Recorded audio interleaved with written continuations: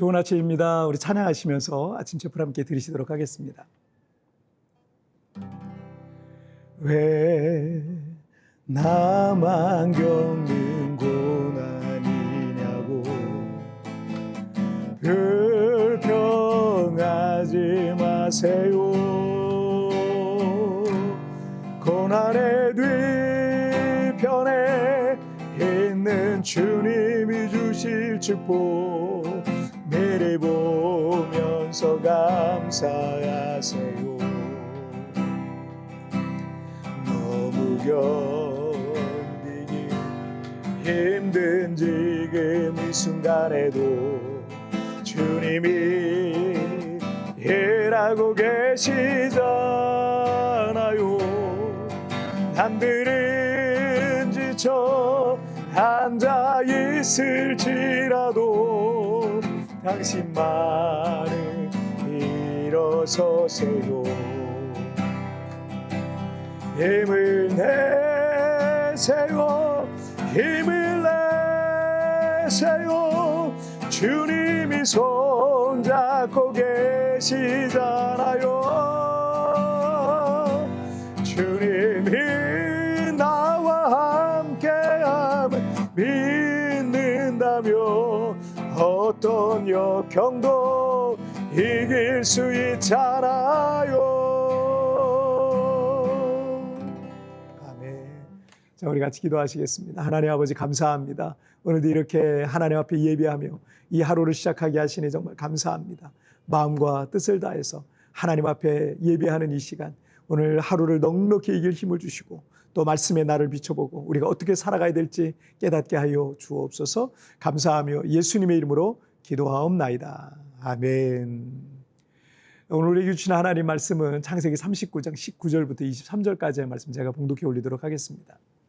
그의 주인이 자기 아내가 자기에게 이르기를 당신의 종이 내게 이같이 행하였다 하는 말을 듣고 심히 노한지라. 이에 요셉의 주인이 그를 잡아 옥에 가두니 그 옥은 왕의 죄수를 가두는 곳이었더라. 요셉이 옥에 갇혔으나 여호와께서 요셉과 함께 하시고 그에게 인자를 더하사 간수장의 은혜를 받게 하시매 간수장이 옥중 죄수를 다 요셉의 손에 맡김으로 그 재반 사물을 요셉이 처리하고 간수장은 그의 손에 맡긴 것은 무엇이든지 살펴보지 아니하였으니 이는 여호와께서 요셉과 함께 하심이라. 여호와께서 그를 범사에 형통하게 하셨더라. 아멘. 요즘 우리가 살고 있는 그 세부는 정말 차가 많이 막힙니다. 우리 교회는 40일 특별 저녁 기도회 중에 있는데 평상시 차가 안 막히면 한 20분이면 올 거리를 1시간 동안 운전해서 오시는 성도들이 여럿입니다. 여러분이 운전할 때 이렇게 차가 꽉 막히면 도대체 뭐가 문제지? 어디 사고가 났나? 이런 생각이 들 때 이런 생각 해보셨어요? 하늘로 그냥 차가 쫙 올라가서 주변 교통 상황을 다 파악하고 안 막히는 지름길로 다 가고 싶은 거예요. 또 다른 거 하나는 아예 자동차가 그냥 붕 하늘로 올라가서 그냥 날아가면 좋겠다 싶을 겁니다. 때로는 우리 인생이 답답하고 막막할 때가 있을 거예요. 이럴 때 누가 속 시원하게 한 달 뒤에 기가 막힌 좋은 일이 있을 것이다, 뭐 이런 식으로 예언이라도 해주면 좋겠다 싶을 겁니다. 그래서 우리나라에 점치고 굿하는 무사균들이요 그렇게나 많다 그래요.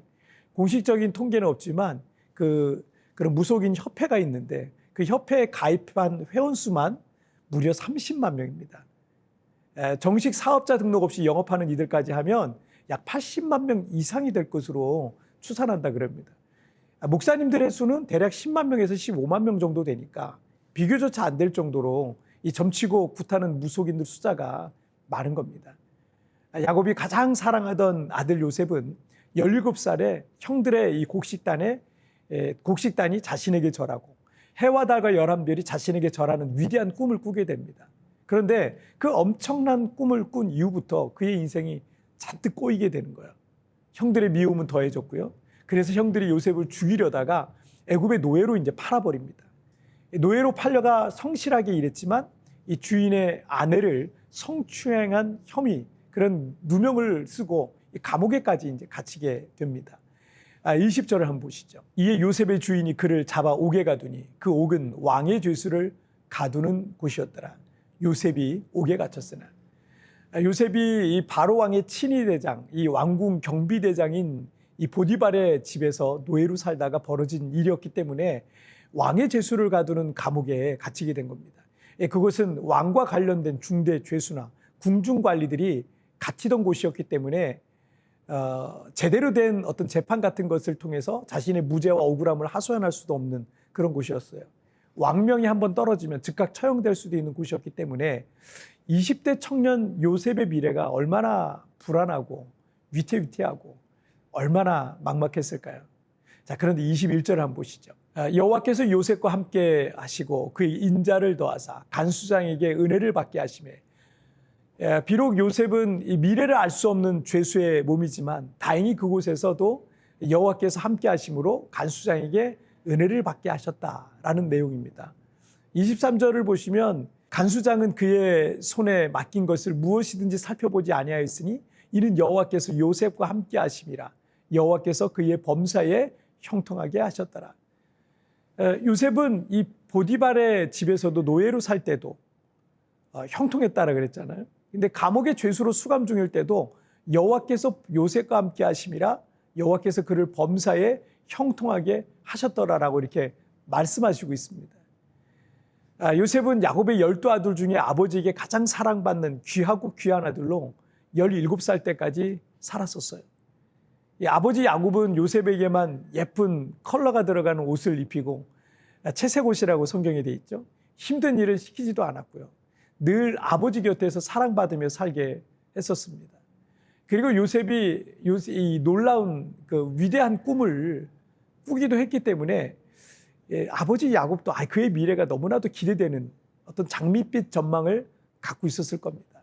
아버지 야곱도 그리고 아들인 요셉도 그런 놀라운 꿈에 어찌 보면 좀 살짝 들떠 있는 그런 마음도 있었을 거예요.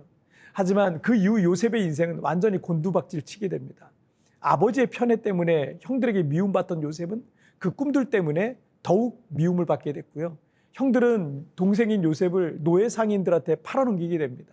그래서 애굽의 바로 왕의 왕궁 경호대장 이 보디발의 노예가 됐고 그 집에서 성실한 노예였던 요셉은 또 억울한 누명까지 뒤집어 쓰고 죄수로 이 감옥에 갇히게 된 겁니다. 그런데 요셉은 이 죄수들 중에서도 성실하고 모범적인 수감자였어요. 간수장이 요셉을 깊이 신뢰했고 요셉은 옥중 죄수들의 총무 역할을 맡게 됩니다. 그런데 이 구절에서도 여호와께서 요셉과 함께 하심이라 여호와께서 그를 범사에 형통하게 하셨더라라고 이렇게 말씀하시고 있습니다. 우리는 겉으로 드러나는 현상과 이 상황을 보면서 모든 것을 다 판단할 때가 있습니다. 그래서 그런 현상과 상황이 어려우면 낙심이 되고 좌절하게 되고 불평하고 원망하고 그렇게 되잖아요. 반대로 그 상황이 내가 원하는 대로 될 때 기뻐하고 거기서 힘을 얻기도 할 겁니다. 사무엘상 16장 7절에서 사람을 외모를 보거니와 나 여호와는 중심을 보느니라라고 말씀하셨듯이 하나님은 이 겉으로 드러나는 모습 그 하나에 우리 인간처럼 일희일비하시는 분이 아니세요. 하나님은 인간들은 겉만 보지만 하나님은요 내면적이고 영적이고 더 깊은 것을 보시는 분이십니다.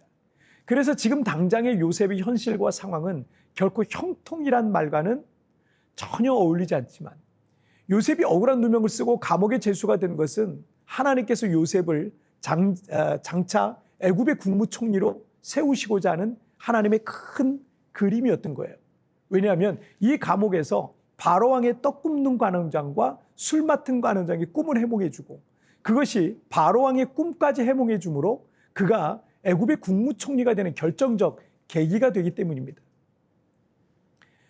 백투 예루살렘이라는 책이 있는데요. 이 책에서 이 중국의 기독교의 부흥의 역사를 소개하고 있어요. 1949년 이전의 중국의 기독교는 워낙 땅이 넓고 인종과 언어와 문화가 다르다 보니까 이 한 중국 안에서도 이 복음의 확장에 많은 장애가 있었다는 거예요. 그런데 이 신을 인정하지 않고 이 공산주의가 신을 인정하지 않잖아요. 신을 인정하지 않고 기독교를 박해하기까지 하는 이 공산주의 정부가 본격적으로 들어서면서 역설적으로 오히려 기독교의 부흥의 기초를 닦아놓게 되었다는 거예요. 그 이유를 이 책에서 몇 가지 소개하고 있는데요. 첫째는 우상철폐업. 중국의 많은 우상이 문화혁명, 이 공산주의 혁명 때 사라졌다는 거예요. 수천 개의 사찰과 우상들이 부서지고 그러다 보니까 이 수억 명의 사람들의 가슴 속에 영적인 하나의 공백이 만들어졌다는 거예요. 원래 이 중국이 불교도가 강하잖아요. 정부가 이 초자연적 존재를 부인하는 정책을 펴면 펼수록 오히려 사람들은 하나님의 실체와 기적을 체험하는 일들이 곳곳에서 발생했다는 거예요. 둘째는 도로와 교통의 발달이라는 거예요. 과거 이 전도자들이 접근하기 어려웠던 중국의 그 시골과 그 지역에도 쉽게 여행하면서 중국의 구석구석 복음이 전해질 수 있게 되었다는 거예요. 셋째는 표준 중국어, 만다린어가 공식 언어로 채택됐다는 거예요. 이 과거에는 수천 가지의 방언을 사용했기 때문에 이 복음을 전하는데 어려움이 많았지만 이 한족이 중심이 된 이 공산 정권은요, 언어를 그냥 하나로 자기네 그 만다린어죠. 그거로 통일해서 모든 교육기관과 미디어 등에서 표준 중국어를 사용하게 했던 겁니다. 이것이 오히려 중국 내의 언어의 장벽을 없애고 복음이 확장하게 된 원인이 된 겁니다. 넷째는 대규모의 문맹 타파 정책을 시행합니다. 이 과거에는 글을 모르는 사람들이 너무 많았는데 공산주의 정권 아래에서 모든 사람들이 글을 읽고 쓸 수 있도록, 이거 아주 좋은 거네요. 그죠? 그렇게 해서 많은 사람들이 하나님의 말씀을 읽을 수 있게 되었다는 거예요. 다섯째는 자아 비판 습관. 여러분 우리가 좀 들어봤죠? 이 공산주의는 자신들의 잘못을 비판하는 그 자아 비판 같은 그 문화와 습관이 있습니다. 공개적인 자리에서 그걸 고백을 해요.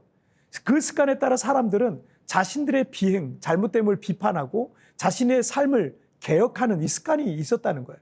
이런 문화 속에 있던 사람들이 복음을 접했더니 하나님께 자신들의 죄를 쉽게 회개하고 고백하게 되었다라는 겁니다.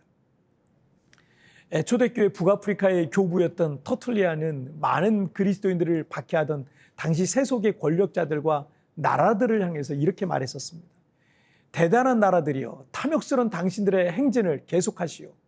그대들이 우리를 베어버릴수록 우리의 수는 점점 늘어날 것이요. 왜냐하면 그리스도인들의 피는 씨앗이니까. 터툴리안의 이 말과 같이 박해받는 중국 기독교는 대략 1억 명 이상의 크리스찬들이 있는 것으로 보고되고 있습니다. 중국 공산당은 가장 조직적으로 박해했지만 역설적으로 중국에는 미국 다음으로 현재 기독교인이 많다는 거예요.